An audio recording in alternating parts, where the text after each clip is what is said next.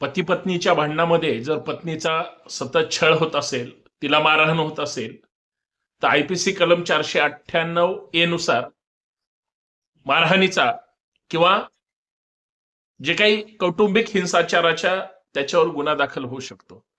आणि जर बायकोला जीवे मारण्याची धमकी दिली तर आयपीसी कलम 506 नुसार त्यांच्यावर गुन्हा दाखल होऊ शकतो. आणि जर मारहाणीमध्ये शरीरावर जर जखमा झाल्या तर आयपीसी कलम 323 आणि 325 नुसार त्या व्यक्तीवर गुन्हा दाखल होऊ शकतो.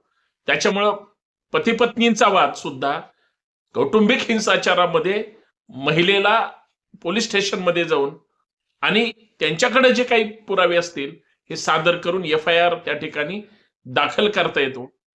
कायदा हा माणसांसाठी आहे. जर सतत अन्याय अत्याचार होत असेल, छळ होत असेल तर कोर्टाकडे दाद मागता येऊ शकते आणि तुम्हाला न्याय मिळू शकतो. त्यासाठी तुम्हाला पोलीस स्टेशनमध्ये जाऊन FIR करावं लागेल.